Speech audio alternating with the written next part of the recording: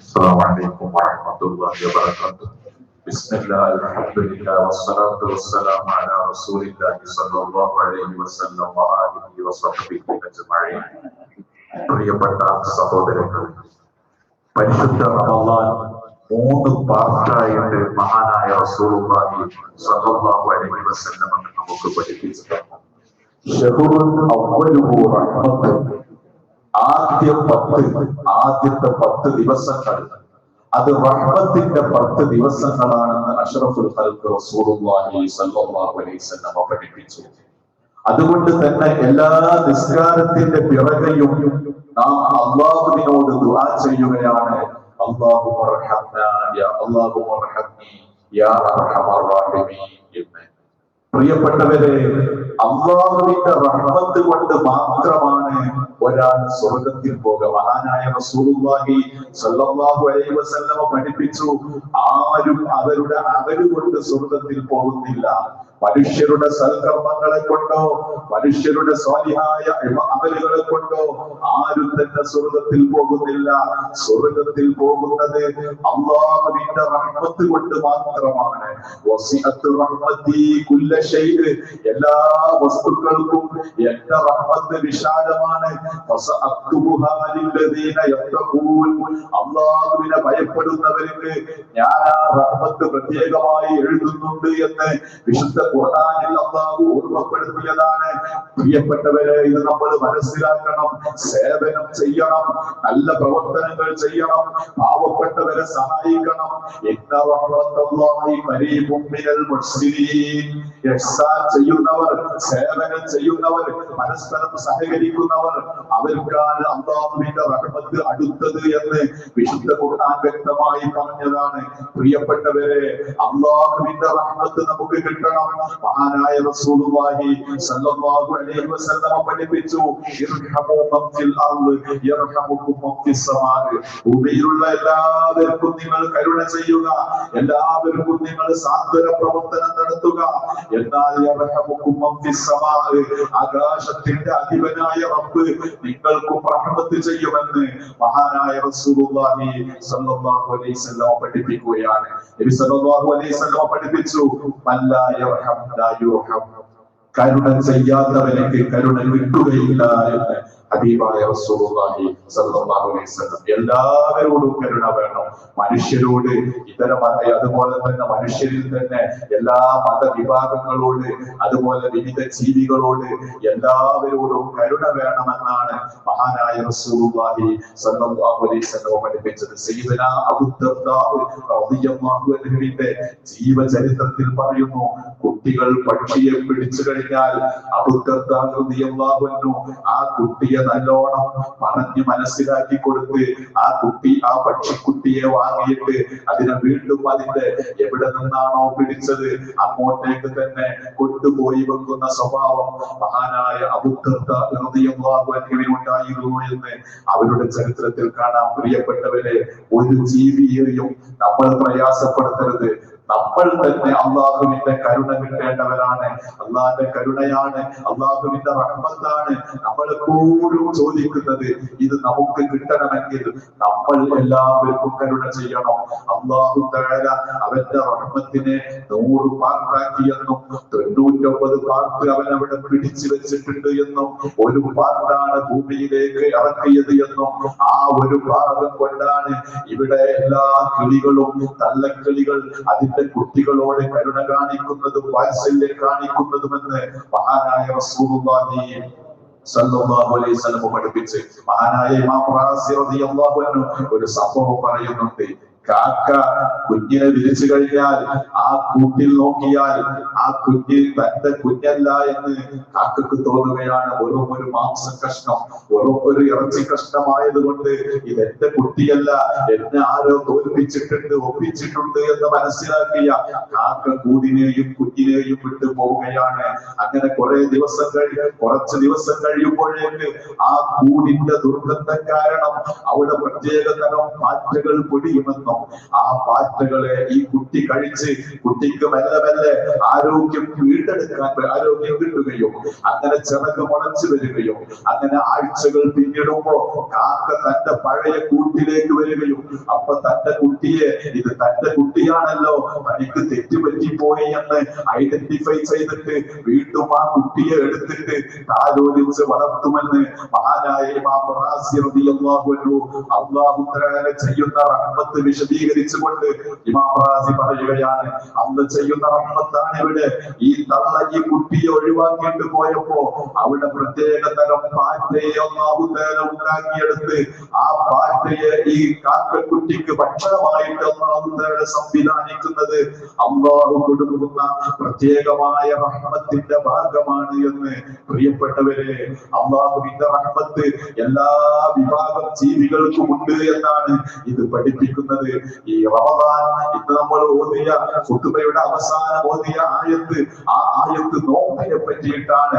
ആ ആയത്തിന്റെ അവസാന ഭാഗത്ത് അല്ലാഹു പറയുന്നുണ്ട്, യുരീദുല്ലാഹു ബികുമുൽ യുസ്റ വലാ യുരീദു ബികുമുൽ ഉസ്റ.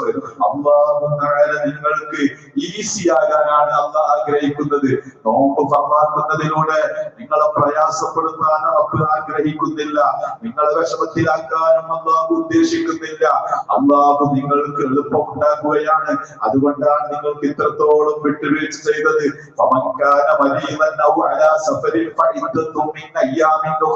യാത്രക്കാരാണെങ്കിൽ യാത്രയിൽ നോമ്പെടുക്കൽ ബുദ്ധിമുട്ടാണെങ്കിൽ മറ്റൊരു ദിവസം അത് ഖദാ വീട്ടിയാൽ മതി. അതുപോലെ രോഗമാണെങ്കിൽ ഗുളിക കഴിക്കാനുണ്ടെങ്കിൽ ക്ഷീണമാണെങ്കിൽ അന്നത്തെ ദിവസം നോമ്പ് ഒഴിവാക്കിയിട്ട് വേറൊരു ദിവസം ഖദാ വീട്ടിയാൽ മതി. ഇതൊക്കെ പറഞ്ഞിട്ടാണ് അല്ലാഹു പറയുന്നത്, യുരീദുല്ലാഹു ബികുമുൽ യുസ്റ വലാ യുരീദു ബികുമുൽ ഉസ്റ. അല്ലാഹു നിങ്ങൾക്ക് എളുപ്പമാക്കാനാണ് ഉദ്ദേശിക്കുന്നത്, നിങ്ങളെ പ്രയാസപ്പെടുത്താൻ അല്ലാഹു ഉദ്ദേശിക്കുന്നില്ല. തഹജ്ജുദ് നിസ്കരിക്കണമെന്ന് അല്ലാഹു ഓർമ്മപ്പെടുത്തി, യാ അയ്യുഹൽ മുസബ്ബിൽ ഖുമിൽ ലൈൽ എന്ന് പറഞ്ഞ് രാത്രി നിങ്ങൾ എഴുന്നേൽക്കണം, രാത്രി നിസ്കരിക്കണം എന്നൊക്കെ പറഞ്ഞിട്ട് അല്ലാഹു പറയാണ്, അലിമ അൻ സയകൂന മിൻകും അല്ലാഹ്, നിങ്ങളുടെ കൂട്ടത്തിൽ രോഗികളുണ്ട് എന്നുള്ളത് അല്ലാഹു അറിയാം. പാതിരാത്രി എഴുന്നേറ്റ് നിസ്കരിക്കണം എന്ന് പറഞ്ഞിട്ട് കുറച്ച് കഴിഞ്ഞപ്പോ അല്ലാഹു തആല പറയാണ്, ഇതൊക്കെ റബ്ബ് പറയുകയാണെങ്കിലും നിങ്ങളുടെ കൂട്ടത്തിൽ രോഗികളുണ്ട് എന്നുള്ളത് അല്ലാഹുവിനെ അറിയാമെന്ന്. ചില പാവപ്പെട്ട രോഗികള്, പ്രയാസമുള്ള രോഗികൾ ഇങ്ങനെ പറയും, ഉസ്താദേ പള്ളിയിൽ വരാൻ വയ്യ, നിസ്കരിക്കാൻ വയ്യ, സുജൂദ് ചെയ്യാൻ വയ്യ. പക്ഷെ ഇതൊക്കെ ഫർളാക്കിയ റബ്ബ് അതും പറഞ്ഞിട്ടുണ്ട്. അല്ലാഹുവിനെ അറിയാം നിങ്ങളുടെ കൂട്ടത്തിൽ രോഗികളുണ്ട് എന്നുള്ളത് അല്ലാഹുവിനെ അറിയാമെന്ന് ഈ നിസ്കാരത്തിന്റെ കാര്യം പറഞ്ഞപ്പോൾ തന്നെ അല്ലാഹു പറഞ്ഞു വെച്ചിരിക്കുകയാണ്. പ്രിയപ്പെട്ടവരെ, പറഞ്ഞു വന്നത് അല്ലാഹുവിന്റെ റഹ്മത്ത്. ആ റഹ്മത്ത് തേടേണ്ട 10 ദിവസങ്ങളാണ് നമ്മിലൂടെ കടന്നു വരുന്നത്. നമ്മൾ എപ്പോഴും ഈ റമദാനിൽ പള്ളിയുമായി ബന്ധപ്പെട്ട് ജീവിക്കുക. തറാവീഹ് നമസ്കാരം വളരെ പുണ്യമായതാണ്. റമദാന ഈമാനും വഹ്തിസാബൻ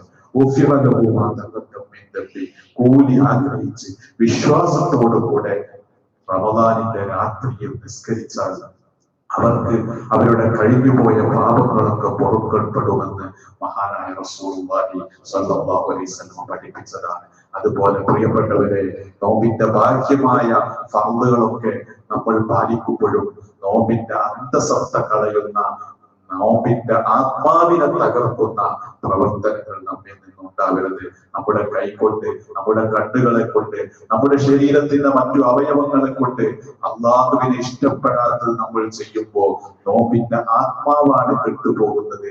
അത് നമ്മൾ ശ്രദ്ധിക്കണം. പരമാവധി നാവിനെ ഒതുക്കി വെക്കുക, കണ്ണിനെ സൂക്ഷിക്കുക, അതുപോലെ തന്നെ ഹറാമായത് കേൾക്കാതിരിക്കുക, വായിക്കാതിരിക്കുക. ഇതൊക്കെ ചെയ്യുമ്പോഴേ നമ്മുടെ നോമ്പ് പരിപൂർണമാവുകയുള്ളൂ. അല്ലാഹു നമ്മുടെ നോമ്പെല്ലാം സ്വീകരിക്കുമാറാകട്ടെ. അതുപോലെ തന്നെ രാവിലെ പറഞ്ഞൊരു കാര്യം ഒന്നും കൂടി ഉണർത്തുകയാണ്. റമദാൻ സ്വതക്കയുടെ മാസമാണ്. ഹബീബായ റസൂലുള്ളാഹി സ്വല്ലല്ലാഹു അലൈഹി വസല്ലമ കൊടുങ്കാറ്റിനേക്കാൾ വേഗതയുള്ള രൂപത്തിലാണ് നബി സല്ലല്ലാഹു അലൈഹി വസല്ലമ ധർമ്മം കൊടുത്തിരുന്നത് എന്നും അവസാനത്തെ പത്താകുമ്പോ നബി സല്ലല്ലാഹു അലൈഹി വസല്ലമ നല്ലോണം കൊടുത്തിരുന്നു എന്നൊക്കെ ബുഖാരിയും മുസ്ലിമും ഒക്കെ റിപ്പോർട്ട് ചെയ്ത ഹദീസിലുണ്ട്. പ്രിയപ്പെട്ടവരെ, നമ്മൾ നല്ലൊരു സംഖ്യ നമ്മൾ കരുതി വെക്കുക, നമ്മൾ അത് കൊടുക്കുക. അത് കൊടുക്കുമ്പോ തന്നെ നേർച്ചയാക്കിയിട്ട് കൊടുത്താൽ, ഞാനിതാ ഈ പൈസ ഇന്ന ആൾക്ക് കൊടുക്കാൻ നേർച്ചയാക്കി എന്ന് നാവ് കൊണ്ട് പറഞ്ഞിട്ട് കൊടുക്കുമ്പോ അത് ഫർളാണ്. ഈ മാസത്തിൽ ഒരു ഫർള് ചെയ്താൽ 70 ഫർളിന്റെ കൂലിയുണ്ടെന്ന് ത്വാഹ റസൂലുള്ളാഹി സ്വല്ലല്ലാഹു അലൈഹി വസല്ലം പഠിപ്പിച്ചതാണ്. എന്തിനാണ് നമുക്ക് കിട്ടുന്ന കൂലികൾ നമ്മൾ മുടക്കി കളയുന്നത്? ഒരു കാര്യമേ ഉള്ളൂ, നാവ് കൊണ്ടൊന്ന് പറഞ്ഞാൽ മതി, ഞാൻ ഇത് ഇന്ന ആൾക്ക് കൊടുക്കാൻ നേർച്ചയാക്കിയെന്ന്. പക്ഷെ നേർച്ചയാക്കിയാൽ പിന്നെ അത് ഫർളായി, അത് കൊടുക്കൽ നിർബന്ധമായി, അത് കൊടുത്തേ പറ്റൂ. അത് വേറൊരു വിഷയം. എങ്കിൽ പോലും 70 ഫർളിന്റെ കൂലിയാണ് ഈ മാസത്തിൽ കിട്ടുന്നതെന്ന് റസൂലുള്ളാഹി സ്വല്ലല്ലാഹു അലൈഹി വസല്ലം പഠിപ്പിച്ചതാണ്. കൊടുക്കുമ്പോൾ രഹസ്യമായിട്ട് കൊടുക്കലാണ് പരസ്യമായിട്ട് കൊടുക്കുന്നതിനേക്കാൾ അല്ലാഹുവിന് ഇഷ്ടവും എന്ന് റസൂലുള്ളാഹി സ്വല്ലല്ലാഹു അലൈഹി വസല്ലം പഠിപ്പിച്ചിട്ടുണ്ട്. സ്വതഖത്തു സിർരി തുത്ഫിഉ റബ്ബ്, രഹസ്യമായിട്ട് കൊടുക്കുന്നത് റബ്ബിന്റെ ദേഷ്യത്തെ കെടുത്തിക്കളയും എന്ന് റസൂലുള്ളാഹി സ്വല്ലല്ലാഹു അലൈഹി വസല്ലം.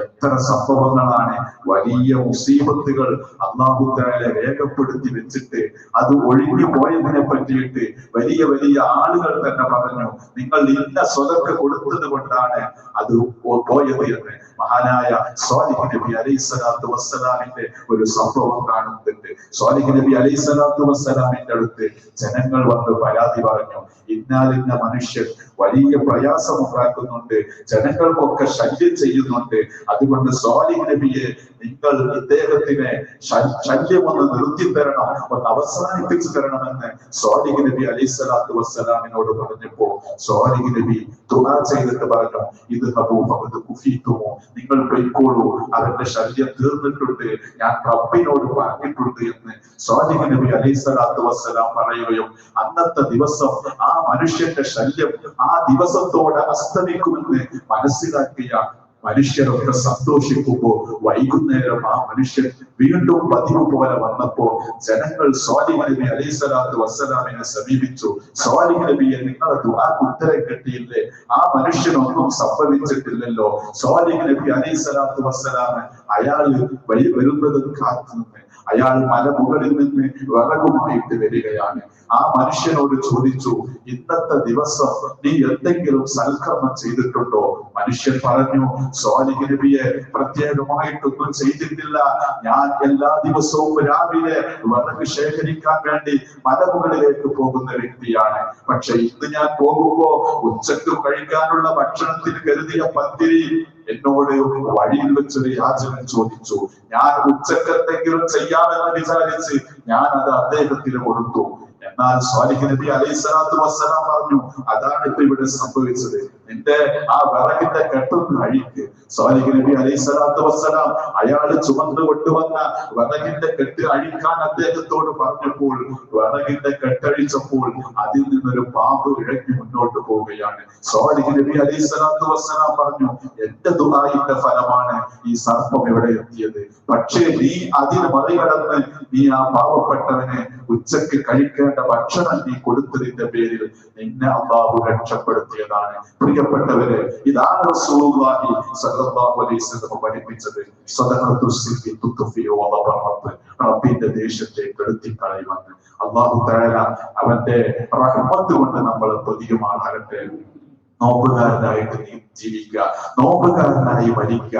സ്വാലിഹീങ്ങൾ ഇഷ്ടപ്പെട്ട സംഗതിയാണ്. സയ്യിദത്തുന നഫീസത്തുൽ മിസ്രിയ റളിയല്ലാഹു അൻഹയുടെ സംഭവം രേഖപ്പെടുത്തിയിട്ടുണ്ട്. നഫീസത്ത് ബീവി റളിയല്ലാഹു അൻഹ റമദാനിന്റെ ആദ്യത്തെ 10 അവര് രോഗിയാവുകയാണ്. രോഗിയായ നഫീസത്തുൽ മിസ്രിയ റളിയല്ലാഹു അൻഹയുടെ മരണം കാത്തു നിൽക്കുകയാണ്. എല്ലാവരും അത്യാസന്നമായ അവസ്ഥയിലേക്ക് പോവുകയാണ്. സ്വന്തം വീട്ടിൽ ഖബറുണ്ടാക്കി 1500-ലധികം ഖത്ബ് ആ ഖബറിന്റെ പരിസരത്ത് നിന്ന് ഓതി തീർത്തിരിക്കുകയാണ് നഫീസത്തുൽ മിസ്രിയ റളിയല്ലാഹു അൻഹ. ആ നഫീസത്തുൽ മിസ്രിയ റളിയല്ലാഹു അൻഹ റമദാനിന്റെ ആദ്യത്തെ 10 വെള്ളിയാഴ്ചയായപ്പോ അവരുടെ അവസ്ഥയാകെ മാറി. അന്നും നോമ്പാണ്. ആ സമയത്ത് ആടുകളൊക്കെ വെള്ളം കൊടുത്തു. നിങ്ങൾ വെള്ളം കുടിക്ക്, നിങ്ങൾ മരിക്കാൻ പോവുകയാണ്, ഇനി നിങ്ങൾക്ക് നോമ്പുമായി മുന്നോട്ട് പോവാൻ കഴിയില്ല എന്ന് പറഞ്ഞപ്പോ നഫീസ ബീവി പറയുകയാണ്, 30 വർഷമായി ഞാൻ എന്റെ റബ്ബിനോട് ദുആ ചെയ്തത് നോമ്പുകാരിയായി തന്നെ മരിപ്പിക്കാൻ വേണ്ടിയാണ്, ഞാൻ അങ്ങനെയാണ് മരിക്കാൻ ഉദ്ദേശിക്കുന്നത് എന്ന് പറഞ്ഞ് നഫീസത്തുൽ മിസ്രിയ റളിയല്ലാഹു അൻഹ ആ വെള്ളം തട്ടി മാറ്റുകയാണ്. പ്രിയപ്പെട്ടവരെ, നോമ്പുകാരായി ജീവിച്ച് നോമ്പുകാരായി മരിക്കുക എന്നത് സ്വാലിഹീങ്ങളുടെ അത്യാഭിലാഷമായിരുന്നു. അതിനു വേണ്ടിയാണ് അവർ കഷ്ടപ്പെട്ടത്, അതിനു വേണ്ടിയാണ് അവർ ജീവിച്ചത്. മഹാനായ മഹദിയായ നഫീസത്തുൽ മിസ്രിയ റളിയല്ലാഹു അൻഹ ഷാഫി ഇമാം ജീവിക്കുന്ന കാലത്താണ് നഫീസത്തുൽ മിസ്രിയ ജീവിച്ചിരുന്നത്. ഷാഫി ഇമാമിന് അസുഖം വരുമ്പോ ഷാഫി ഇമാമിന്റെ കുടുംബത്തിലുമാണ് നഫീസ റളിയല്ലാഹു അൻഹ. ഷാഫി ഇമാമിന് അസുഖം വരുമ്പോ നഫീസ ബീവിയുടെ അടുത്തേക്ക് ആളെ പറഞ്ഞയക്കും, ഷാഫിക്ക് അസുഖമുണ്ട് എന്ന് പറയണേ എന്ന്. നഫീസ ബീവി ദുആ ചെയ്യും, ഉടൻ തന്നെ ഷാഫി ഇമാമിന്റെ അസുഖം മാറും. അങ്ങനെ പിന്നീട് ഇതേപോലെ 1-2 പ്രാവശ്യം അതുപോലെ വന്ന് ഷാഫി ഇമാമിന് വേണ്ടി ദുആ ചെയ്തു കൊടുത്തു. മൂന്നാമത്തെ പ്രാവശ്യം ഷാഫി ഇമാം ആളെ വിട്ടിട്ട് നഫീസത്തുൽ മിസ്രിയയോട് സുഖമില്ല, ഒന്ന് ദുആ ചെയ്യാൻ വേണ്ടി പറയണമെന്ന് പറഞ്ഞപ്പോ ഉടൻ തന്നെ നഫീസത്ത് ബീവി ദുആ ചെയ്യുകയാണ്. അല്ലാഹുവിനെ കാണാനുള്ള സൗകര്യം ഇമാം ഷാഫിക്ക് അല്ലാഹു ചെയ്തു കൊടുക്കട്ടെ. ഇമാം ഷാഫിക്ക്